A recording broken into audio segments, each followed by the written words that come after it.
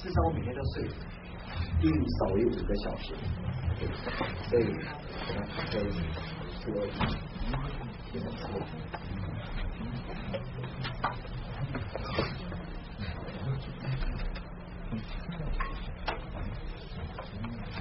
Yeah, I had to. There were some other people outside, and I just wondered, Professor, maybe if they're not coming for the closing remark, maybe we should set the price for us. 那钱我们自己拿。呀，对他们不在。OK， 呀。今天晚上我来吃掉。是的。OK， yeah. I like to introduce Professor Park, Kyoon Park. Okay, he graduated from Korean national sports universities, and he went to Calgary. What was the then Stanford? Okay, so but he has been in this area for many years. Okay, so I'm very pleased to have him to Taiwan to give us the short lectures. Is in injury biomechanical research, the transitions from Calgary to Korean national sports universities. So he will give us the 40 to 45 minutes about his experience. Okay, so let's have a warm up to him. Thank you. So it's a great pleasure to be here again, and I was here in 2007, and it was a great ISP meeting. Also, we have a great footwear biomechanics meeting. So after the conference, we went to the tourist area. So we went to the beautiful temple, and we had a dinner in the 101. And also, I remember we went to the National Museum, and there was great performance. So, like at night, we have a lot of fun and drinking and going out for drinking and fun. And also, remember this is the same place. We have a 2007. Some of colleagues that they're working as a faculty member somewhere. Also, some are working for the solution industry. So, in 2009, we invited Dr. Sai Yang for the. I didn't have this picture. Oh yeah, I didn't you. So it was great. He gave us a great talk, and it was very inspiring talk. And then after the conference, we went to our temple. It's a very historical place, and it's beautiful. And then it was a great season to see the scenery and the trees. So I'm a young faculty, and I just got hired, and then when I look at my the journey, it's been a while, but it's still young. But I believe there are a little more time to do, and so in early 90s I was interested in the sports biomechanics, and then when I studied the master's degree at KNSU. And I realized that maybe I can do something more, and then I decided to go to Calgary in 2002. So it was 6-year PhD. It's been a quite long journey, but I learned a lot. There are a lot of trial and errors. And after my PhD, I went to the industry. It's a different world, and then I learned a lot of things. They're a very valuable experience. In 2009, I come back to the Calgary doing the postdoc, and then I realized I'm from the sports biomechanics, and then I always want to know more about engineering, also know more about the health science. So I went to some kind of a running injury clinic, and then I got a little bit of experience in clinical biomechanics. And then I back to my home university. I just started in September. And during my journey, I realized the family is the most important. And then the second, the friends also very important for me to continue my work. And then also I always believe the genuine, the honesty is a very important point. And also, I remember I was talking to Dr. Yang yesterday. So I wasn't bad student during my PhD. But I always want to be a good student, just working hard and just be honest. And so I believe it's going to work at the end. So about the category, and so this is my professor. He's a great guy, and I learned a lot. He's very smart. He's he's the former PhD student of Benno Lee. Benno Lee is one of the best biomechanics, and he's still very active. And we are like 10 group of 10 people, and we are more interested in sports biomechanics, shoe biomechanics. So those guys are very good and also very friendly, and we have a very good facilities and the cameras and it's very spacious, and then I believe we have almost everything. And I was working hard, but I also want to have some free time. And this is a little bit of a funny picture, but it's very close to my home. Like just 20 minutes driving. I go for fishing and camping. Camping is my passion, and my kids love to go camping. So I caught some trout, and I barbecued, and then just drinking a lot overnight with my friends. So now where I am. So I'm at the Korean National Sports University. We're very known for Olympic sports. Like for example, in 2010 in Vancouver Olympics, when I was in Calgary still, and then we got 3 gold medals in Vancouver Olympics for speed skating. And also we are very good at sports science and very diverse categories. And we are fortunate to have a very good biomechanics lab. It's a little bit smaller than HPL, but very spacious. It's 30 meters and by 50 meters. We also have 2 sets of the high-speed camera, and also some of our very advanced biomechanics equipment. So let's talk about my biomechanics. So I've been doing some couple of different things, but I believe it's based on the same concept, biomechanics. So the applications could be different. It could be like health science, it could be the sports application. So let's talk about footwear biomechanics. So I did a little bit of sports biomechanics stuff all in my PhD, and then also I was always interested in injury biomechanics.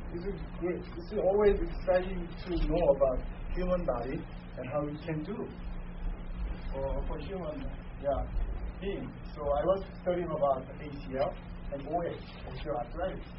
And now I'm changing my direction to the sports performance. So, but I kind of got a little bit nervous seeing there's some new things, but I'm confident I got a pretty strong foundation of the knowledge, and then I can apply. I can do something about this area. So I can talk about a little bit of plan at my university. So this is the presentation for the 2005 Footwear Biomechanics meeting. So I just tried to just remember what I did. So the title was the influence of soccer clip design on joint loading. So I was working with my former supervisor, and soccer is the most popular sport in the world. And soccer is a very intense sport, which is characterized by short and quick and non-continuous movement. It has been high injury rate in sports. It has been found that the most common soccer injury is ankle sprain or sprain, and mainly affect lower extremities, particularly ankle and knees. So, from us, it was interesting to look at the design of the soccer clip, because it could provide some traction. Because also traction is important for the sports performance.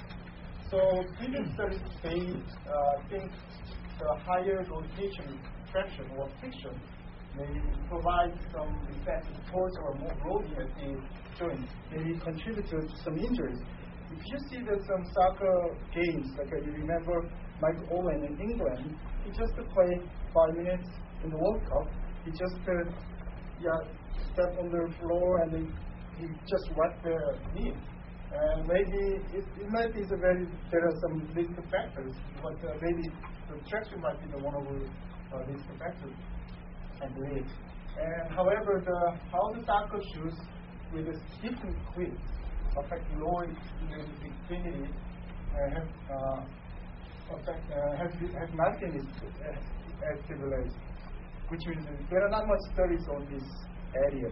So how you design the soccer clip to reduce the injury, but increase the performance.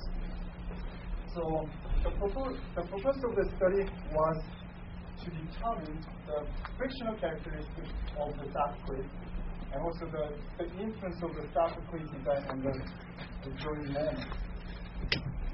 So we have 12 male recreational soccer players. They don't have any history of skin injury. They're very active. They're recreational soccer players, but they've been active as they're young and very healthy.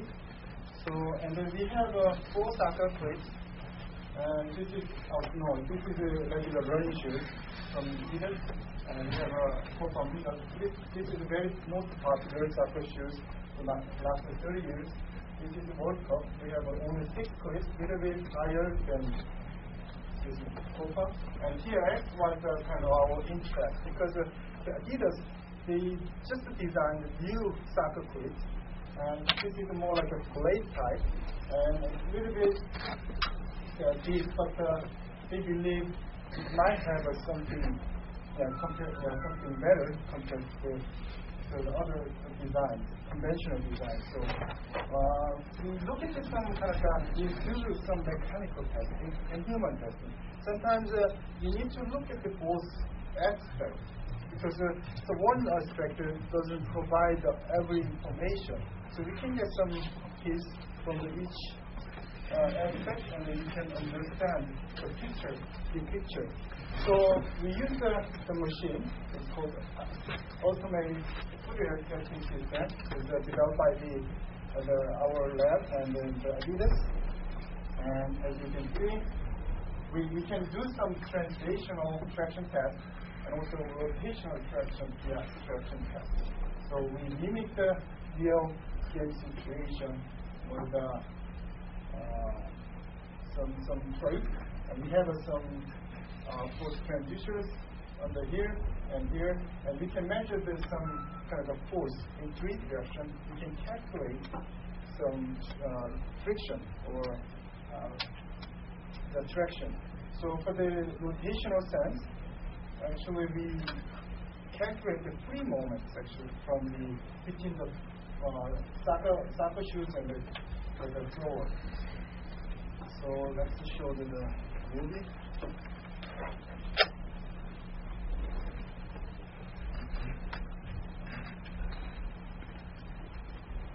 So we have a 10-degree plantar flexion and we fix, and this is a kind of inverse machine. So the floor is moving, the shoe is not moving. So we can measure some force in 3 directions, and then we can measure the friction characteristics. So you rotate about 100 degrees, 40 degrees. And then for biomechanical human testing is the setting up some grass, like tissue grass. We have all the cameras around, and then we also use the timing light to measure the speed. So this is very basic setup, and it's not real like a game situation. So but we want to control. So look at this rotational sense, and then the effect of the plate on the rotation moment, and also we look at some different movements, which is quite can show you a little later. So this is very simple technique. We measure the rotational moment, and this is cutting. Actually, it was funny. He was a sprinter. He wasn't a soccer player. It seems like he was jumping, but I got the guinea pig subject for the movie. So I just couldn't find the back subject for this movie, but somehow he was jumping. But this is the kind of what he did. So when you look at the translational traction, you can see the coefficient, and then you can see this is from the mechanical testing.